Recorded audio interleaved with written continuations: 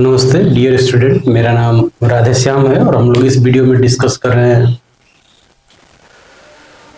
Motion of charge particle in combined electric and magnetic field.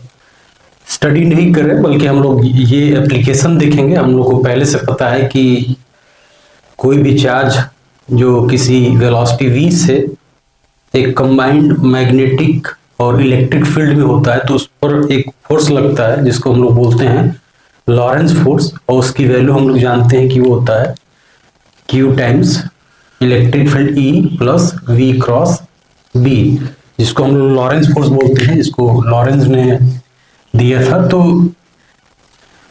Force on particle क्या हो जाता है, वो हो जाता है Q into electric field plus V cross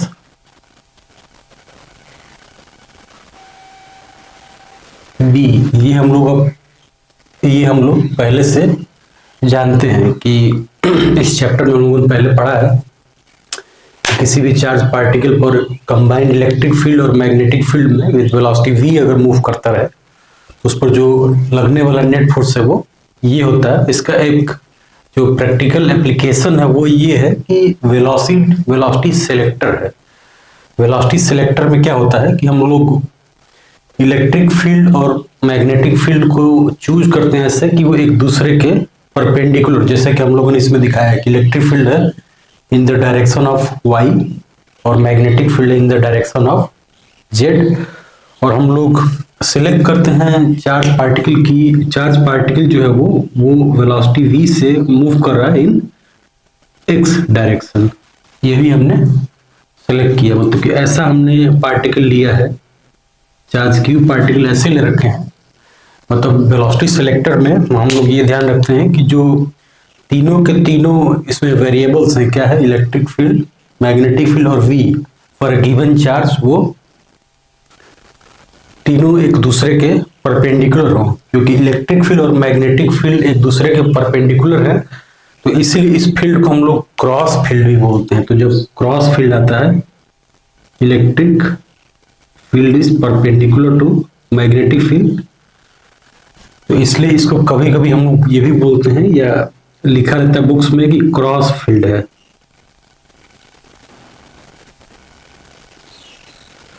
cross field एक दूसरे के परपेंडिकुलर है, तो ये फोर्स लगाएंगे, ये चार्ज क्यू है प्लस चार्ज क्यू, इसकी वेलोसिटी v है, तो इस पर जो फोर्स लगेगा वो क्या होगा, उसको हम लोग लिख सकते हैं ऐसे। इस पर जो फोर्स लगेगा वो दो फोर्स लग रहा है, वो हो जाएगा Q इंटू E y लिखेंगे। ये फोर्स हो गया ऊपर की तरफ, इसको J भी लिख सकते हैं ऊपर की तरफ, ये इलेक्ट्रिक फील्ड हो गया। और उसके बाद magnetic field V cross B लिखेंगे। V क्रॉस B ऐसे भी इसको वेक्टर फॉर्म में भी लिख सकते हैं, वैसे इसको ऐसे लिखेंगे,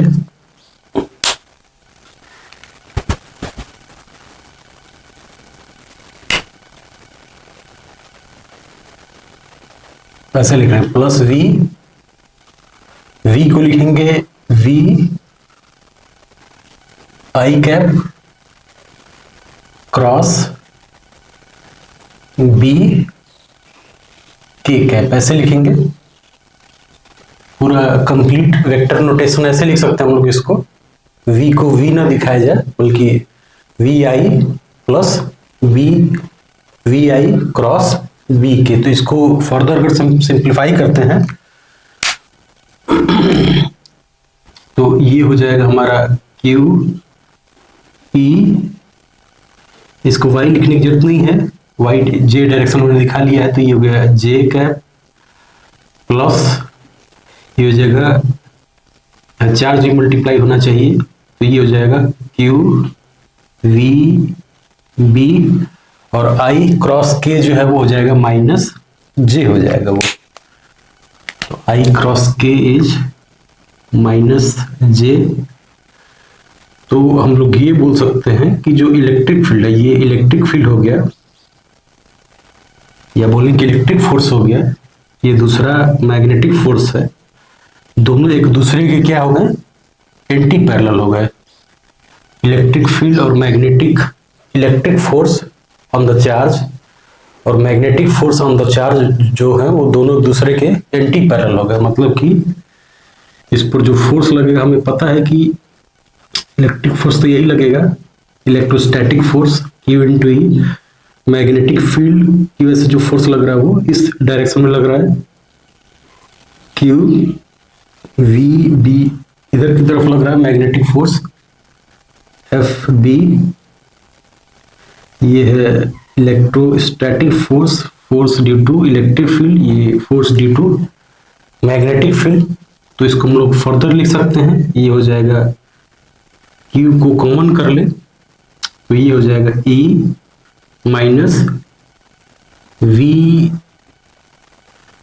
B V into J cap. ऐसे भी लिख सकते हैं कि ये जो हमारा फोर्स है इसकी वैल्यू, या मतलब इसको ऐसे वेक्टोरली लिख सकते हैं।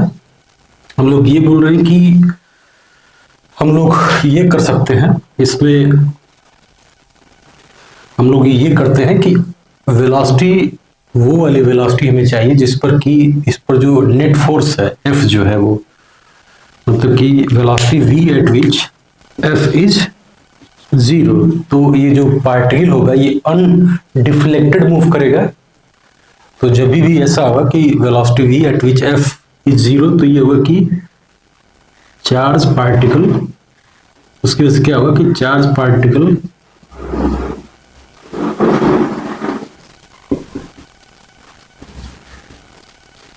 विल मूव अनडिफ्लेक्टेड, मतलब कि अब इसमें कोई डिफ्लेक्शन नहीं होगा।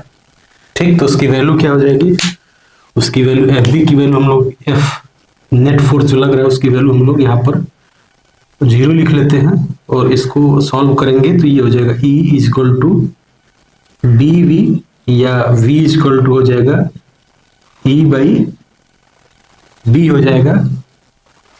तो इस वेलोसिटी से for given electric and magnetic field जो भी चार्ज पार्टिकल थ्रो किया जाएगा, चाहे पॉजिटिव हो चाहे निगेटिव, पॉजिटिव का डायरेक्शन यही रहेगा, निगेटिव उल्टे डायरेक्शन में चलता रहेगा। ठीक, हम लोग पॉजिटिव के लिए बात करें, कंफ्यूज नहीं होना है। तो पॉजिटिव जो भी चार्ज होगा वो अब अनडिफ्लेक्टेड मूव करेगा। ठीक है, इसका इसी का यूज किया था जे थॉमसन ने स्टडी करते समय।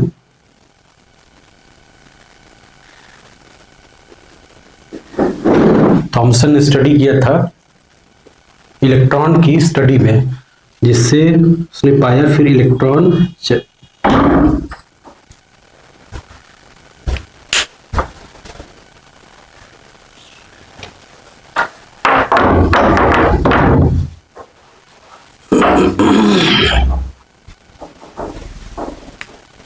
तो इसका इस कॉन्सेप्ट का यूज करके, या इसको बोले कि क्रॉस फील्ड का यूज करके, वेलोसिटी सिलेक्टर का यूज करके जे थॉमसन ने स्पेसिफिक चार्ज की वैल्यू फाइंड आउट की थी। अब इसी वेलोसिटी सिलेक्टर से ही इसका एक और यूज है, दूसरा हम लोग बोलते हैं मास स्पेक्ट्रोमीटर है। इसका दूसरा यूज क्या है, मास स्पेक्ट्रोमीटर है। मास स्पेक्ट्रोमीटर है, इसको हम लोग ड्रॉ करते हैं इधर। ये हमारे नीचे मास स्पेक्ट्रोमीटर ड्रॉ करते हैं। तो ये क्या होगा कि दो पैरेलल प्लेट हो गए, स्कीमेटिकली ड्रॉ कर रहे हैं, एग्जैक्टली नहीं है। तो ये पॉजिटिव और नेगेटिव हो गया, तो यहां से इलेक्ट्रिक फील्ड ऐसे रहेगा। ठीक, अब इस रीजन में हम लोग मैग्नेटिक फील्ड लेते हैं, ऐसा मैग्नेटिक फील्ड लेते हैं जो कि इनटू द प्लेन है। अभी भी क्रॉस फील्ड की बात है, electric field and magnetic field both are perpendicular to each other. तो इसमें हम लोग एक चार्ज पार्टिकल को थ्रो करते हैं विद वेलोसिटी v, अभी भी वेलोसिटी v जो है वो इलेक्ट्रिक फील्ड मैग्नेटिक फील्ड के परपेंडिकुलर है। तो ऑलमोस्ट केस यही है। उसके बाद क्या करते हैं कि जैसे ही इस फील्ड से बाहर निकलता है, तो ये पहले वेलोसिटी सिलेक्टर वाला काम हो गया। ठीक, तो हमारा जो चार्ज पार्टिकल है, फर्स्ट हमने वेलोसिटी सेलेक्टर यूज किया, तो इससे एक फिक्स वेलोसिटी का जो चार्ज पार्टिकल होगा वो बाहर आएगा परपेंडिकुलर वेलोसिटी से, इसी वेलोसिटी से बाहर आएगा। और हम लोग अब इसमें इसी रीजन में हम लोग क्या करते हैं कि इसी रीजन में हमारे पास अभी भी मैग्नेटिक फील्ड बी है, तो उसकी वजह से ये जो चार्ज पार्टिकल इधर आ रहा है वो क्या करेगा, चार्ज पार्टिकल और फोर्स लग रहा है, तो जो चार्ज पार्टिकल होगा वो इस तरीके से सेमी सर्कुलर मूव करेगा, तो इधर कहीं टारगेट होगा, इस पर स्ट्राइक करेगा। ठीक, तो हमें ये रेडियस मिल जाएगा कि ये कितने दूरी पर स्ट्राइक कर रहा है। तो उससे हम लोग फाइंड आउट करते हैं कि इसका यूज बेसिकली कहाँ पर है। कैसे देख सकते हैं कि वेलोसिटी v से ये बाहर निकल के आता है, तो हमें v पता है कि v इस रिलेशन से पता है। नेक्स्ट क्या होगा कि जब हमें v पता है तो हम लोग ये जानते हैं कि मैग्नेटिक फील्ड में जब चार्ज पार्टिकल वेलोसिटी v से जाएगा, यहाँ पर इलेक्ट्रिक फील्ड जीरो है इस रीजन में, ये रीजन फर्स्ट है, इस रीजन में इलेक्ट्रिक फील्ड क्या है, जीरो है। इलेक्ट्रिक फील्ड जीरो है, तो इस पर जो फोर्स लगेगा वो हो जाएगा वी बी साइन थीटा, और यहाँ पर 90 डिग्री है एंगल, तो वी बी इतना फोर्स लग रहा है चार्ज पर इस मैग्नेटिक फील्ड में, और यही जो है वो बराबर होगा सेंट्रीपिटल फोर्स के M V square by R के। तो यहाँ से हम लोग आर को जान रहे हैं कि आर हम लोग निकालते हैं ऐसे, तो ये हो जाएगा M V by D Q हो जाएगा। हम लोग को पहले से पता है कि जो बी की वैल्यू है इस फॉर गिवन फील्ड क्या हो जाएगा, वो एम बी, और वी हमने निकाल रखा है क्या, ई बाई बी से, इलेक्ट्रिक फील्ड और बी की वजह से वैल्यू हमें पता है, तो ये हो जाएगा M E by B into 1 by Q. तो जो मास स्पेक्ट्रोमीटर है ये इसमें चार्ज पार्टिकल ही थ्रो किया जाता है। मैग्नेटिक फील्ड में न्यूट्रल पार्टिकल का कोई मतलब नहीं है, इलेक्ट्रिक फील्ड और मैग्नेटिक फील्ड में न्यूट्रल पार्टिकल कोई मतलब नहीं, चार्ज पार्टिकल ही थ्रो किए जाते हैं, या बोले कि आयंस थ्रो किए जाते हैं, या बोले कि आइसोटोप्स जो होते हैं, आइसोटोप्स होंगे उन पर चार्ज फिक्स होगा, मास डिफरेंट होता है, तो इसीलिए क्या हो जाएगा, ये चार्ज फिक्स है, मास डिफरेंट है, तो जो रेडियस है वो क्या हो जाएगा, प्रोपोर्शनल टू मास हो जाएगा। तो आइसोटोप्स होंगे वो सेम जगह स्ट्राइक नहीं करेंगे, जबकि एक ही पार्टिकल के क्या बोले, एक ही मटेरियल के जो आइसोटोप्स हैं उनका चार्ज फिक्स रहेगा, मास सेपरेट रहेगा, तो क्या करेंगे कि वो डिफरेंट लोकेशंस पर स्ट्राइक करेंगे। तो उसकी वजह से रेडियस हमने फाइंड आउट कर लिया, रेडियस अकॉर्डिंग टू रेडियस हमें ये पता लग जाएगा कि कौन हैवियर है और कौन लाइटर है। तो इस तरीके से हम लोग मास स्पेक्ट्रोमीटर बनाते हैं। स्कीमेटिकली ये है, एक रफ कंस्ट्रक्शन है, ऑब्वियस बात है कि रियल डिजाइन इससे डिफरेंट होता होगा। ठीक, इसका जो थर्ड यूज है, जो कंबाइंड इलेक्ट्रिक फील्ड में जो थर्ड यूज है वो है साइक्लोट्रॉन।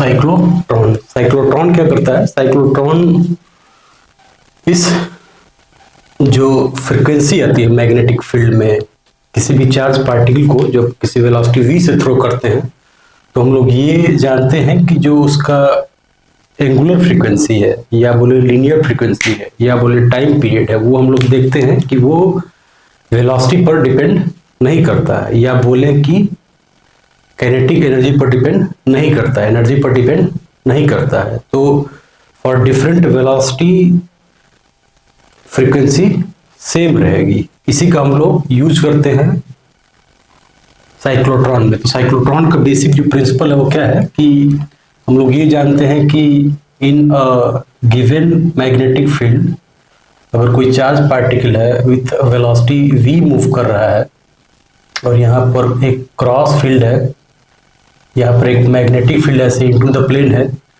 तो हमें ये पता है कि हम लोग ये लिख सकते हैं कि इस पर जो फोर्स लगेगा वो हो जाएगा force F is equal to Q V B हो जाएगा इंटू साइन थीटा, साइन 91 है क्योंकि V और B जो एक दूसरे के परपेंडिकुलर है, तो ये ऐसा फोर्स लगेगा इनटू द प्लेन, तो ये ऐसा ऊपर की तरफ एक सर्कल बनाएगा। ये तो एक सर्कल में जा रहा है, तो इससे हम लोग को ये पता है कि एक सर्कल में जा रहा है तो mv²/r के बराबर एक सेंट्रीपेटल फोर्स लगना चाहिए। तो यहां से हम लोग फाइंड आउट करते हैं कि जो r है वो क्या हो जाएगा, r इज mv/bq है, ये हमें पता है। टाइम पीरियड t जो होगा वो क्या हो जाएगा, टाइम पीरियड t जो होगा वो होगा 2πr डिवाइडेड बाई v होगा। एक सर्कल में जब घूम रहा होगा तो उसका टाइम पीरियड होगा t 2πr/v। इसको वैल्यू अगर सब्स्टिट्यूट करें तो ये हो जाएगा 2πr की वैल्यू हो जाएगा mv/bq डिवाइडेड बाई v। तो यहां से v कैंसिल आउट हो जा रहा है, तो यहां से जो टाइम पीरियड आ रहा है वो क्या आ रहा है, वो 2πm/bq, ये आ गया टाइम पीरियड। तो फ्रीक्वेंसी जो होगा, फ्रीक्वेंसी f जो होगा वो 1/t होगा, या बोले कि bq/2πm होगा। और फ्रीक्वेंसी देखें तो for a given magnetic field for a given magnetic field and for a given charge, for given magnetic field B fix हो गया, for a given charge Q and M fix हो गया, तो ये फिक्स हो गया, तो for any velocity frequency will always remain same। तो इसलिए ये जो फ्रीक्वेंसी है ये अब एनर्जी पर डिपेंड नहीं करती है, या बोले कि वेलोसिटी पर डिपेंड नहीं करती है। तो इसी का हम लोग यूज करते हैं कंस्ट्रक्शन में साइक्लोट्रॉन का। तो इस फ्रीक्वेंसी को हम लोग ये भी बोलते हैं कि ये फ्रीक्वेंसी जो है ये साइक्लोट्रॉन फ्रीक्वेंसी है, साइक्लोट्रॉन फ्रीक्वेंसी है। देखते हैं कि कंस्ट्रक्शन कैसे करते हैं। कंस्ट्रक्शन ऐसे है कि हम लोग 2 डीज बनाते हैं, ठीक है। होपफुली ये मतलब क्लियर है कि हम लोग 2 डीज लेते हैं, 2 डीज, क्योंकि देखने में डी जैसा लग रहा है तो ये डी है, इसको डीज बोलते हैं। ये है डीज, क्योंकि डी जैसे दिखते हैं, तो ये हमारा हो गया डीज D1 और ये हो गया D2। इसके सेंटर पर एक चार्ज पार्टिकल Q है, ठीक। और इस रीजन में, इस टोटल रीजन में हम लोग एक मैग्नेटिक फील्ड लगाते हैं, मैग्नेटिक फील्ड रखते हैं, ऐसे क्रॉस फील्ड रखे हैं। मान लेते हैं कि मैग्नेटिक फील्ड हमारा इसमें B है इस रीजन में। तो डीज मेटल डीज है, तो मेटल को मैग्नेटिक फील्ड क्रॉस कर लेगा, कोई इशू नहीं है। तो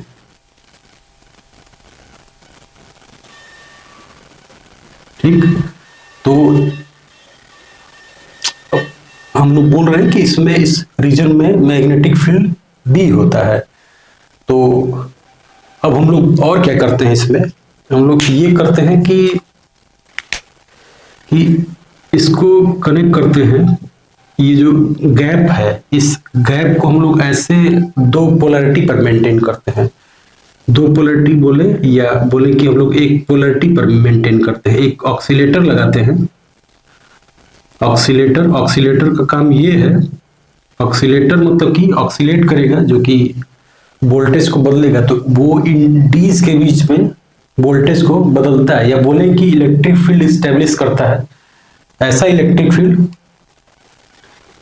ये ऑक्सीलेटर है।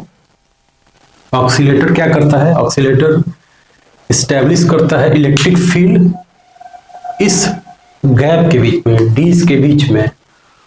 तो जैसे ही इलेक्ट्रिक फील्ड अप्लाई करेंगे, वो क्या करेगा, चार्ज पार्टिकल यहां से मूव करेगा इधर की तरफ वेलोसिटी v से। मतलब जो भी जैसे ही हम लोग इलेक्ट्रिक फील्ड ऑन करेंगे तो क्या होगा, चार्ज पार्टिकल एक एनर्जी गेन कर लेगा। मान लेते हैं कि वोल्टेज v है, तो charge particle kinetic energy gain करेगा q इंटू v गेन कर लेगा। मान लेते हैं कि कैपिटल V है, इसका कैपिटल V वोल्टेज है, कैपिटल V है ये, तो इसको हम लोग बड़े से दिखाते हैं, ठीक है, ताकि डिफरेंस बना रहे। इतना इसने मतलब इलेक्ट्रिक फील्ड की वजह से इसने इतने काइनेटिक एनर्जी गेन किया, तो इस काइनेटिक एनर्जी की वजह से इसका वेलोसिटी बढ़ेगा। तो जीरो पहले रेस्ट पर था, तो अब इसकी वेलोसिटी बढ़ी, तो इस वेलोसिटी से ये इस पर आएगा। अब इस पर जैसे ही आएगा तो इस रीजन में, in the given region of D, जो भी डीज है, डीज में इलेक्ट्रिक फील्ड जीरो होगा, क्योंकि इलेक्ट्रिक फील्ड मेटल को पेनिट्रेट नहीं कर सकता है। तो ये जो डीज है, डीज के अंदर में इलेक्ट्रिक फील्ड जीरो है, तो उसके मतलब डीज के बीच में इलेक्ट्रिक फील्ड जो, तो इलेक्ट्रिक फील्ड केवल गैप में ऑपरेट कर रहा है, वो मेटल केजेस के बीच में ऑपरेट नहीं कर रहा है, ठीक। तो इलेक्ट्रिक फील्ड नहीं है, तो वेलोसिटी v से आया, इस काइनेटिक एनर्जी की वजह से जो वेलोसिटी गेन करेगा डीज पर पहुंचते ही, तो उसकी वजह से सर्कल में घूमेगा। कैसा सर्कल होगा, चार्ज पार्टिकल ऐसे है, ठीक है, तो ऐसे घूमेगा। अब ये से मान लेते हैं कि हमारा चार्ज पार्टिकल यहां था, ठीक,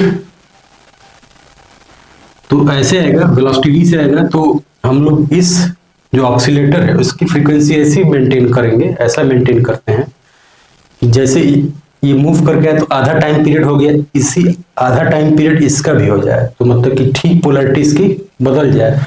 तो पहले पोलैरिटी इसकी ऐसे थी कि इसने इधर की तरफ मूव किया चार्ज पार्टिकल को, तो अब ये इधर मूव कर रहा है, ठीक। तो चार्ज पार्टिकल इधर आएगा, इलेक्ट्रिक फील्ड फिर से ही इसमें गेन करेगा काइनेटिक एनर्जी, तो फिर अब बड़ा सर्कल में आएगा, ये ज्यादा बड़ा हो गया, फिर ये काइनेटिक एनर्जी गेन करेगा, फिर ये बड़ा आएगा,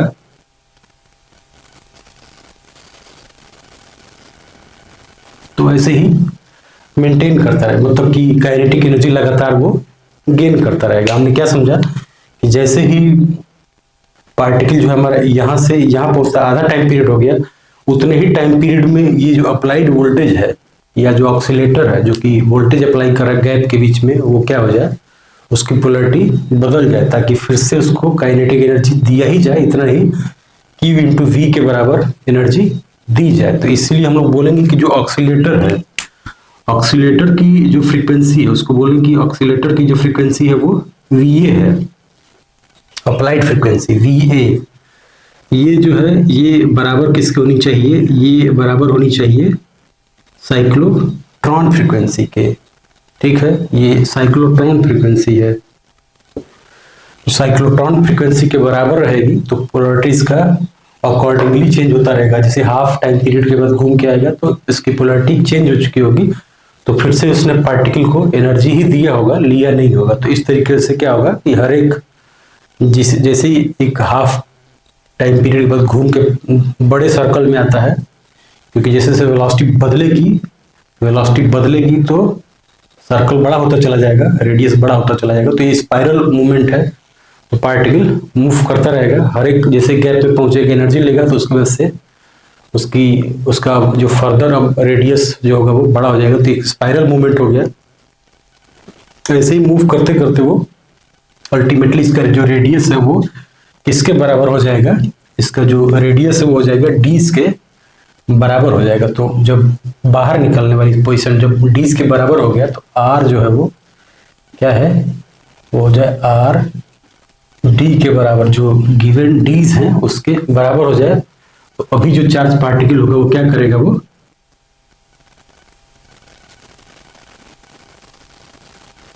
यहां से एक एग्जिट है और यहां से ये बाहर निकल रहा है। मान लेते हैं कि इस रीजन में इलेक्ट्रिक मैग्नेटिक फील्ड नहीं है, तो पार्टिकल हमारा ऐसे बाहर निकल जाएगा। तो हमें क्या हो गया कि एक, तो हमने क्या कर लिया, बेसिकली क्या है कि जो साइक्लोट्रॉन है इसने क्या किया कि एक हाई एनर्जी, या बोले कि एक हाई एनर्जी चार्ज पार्टिकल दिया है।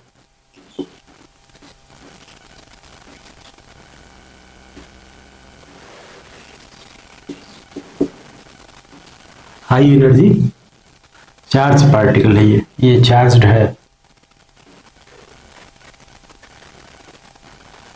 हाई एनर्जी पार्टिकल, ठीक है, हाई एनर्जी चार्ज पार्टिकल है, ये लिखना है कि तो साइक्लोट्रॉन क्या कर रहा है, बेसिकली ये जो भी पार्टिकल्स है उनको हाई एनर्जी पर पहुंचा देता है। इसका हम लोग यूज, इसका जो यूज है,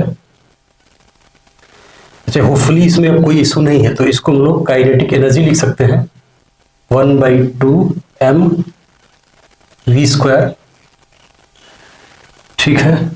यहां से v की वैल्यू हम लोग लिख सकते हैं, ये हो जाएगा 1/2m, v की वैल्यू हो जाएगी BQ/d, d जो है वो रेडियस ऑफ डीज है, डिवाइडेड बाई मास m है, इसका स्क्वायर हो जाएगा। तो इस काइनेटिक एनर्जी से हमारा जो पार्टिकल वो बाहर निकलेगा, ठीक। इसका यूज क्या है, इसका जो बेसिक यूज है वो study of nuclear, study of nuclei में यूज होता है, स्टडी ऑफ न्यूक्लियाई।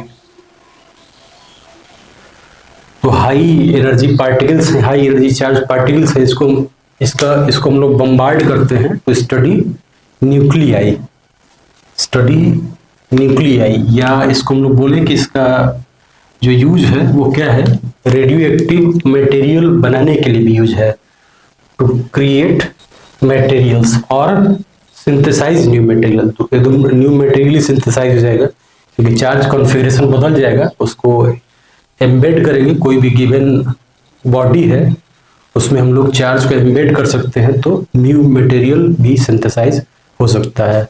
हम लोग रेडियो एक्टिव मटेरियल बनाते हैं for the use of in hospital, hospital में यूज करने के लिए, इसको हॉस्पिटल में भी यूज होता है। साइक्लोट्रॉन काफी ही, मतलब काफी एक यूजफुल डिवाइस है। होपफुली ये इतना यूजफुल होगा, इसमें कोई अगर डाउट है तो of course you can comment.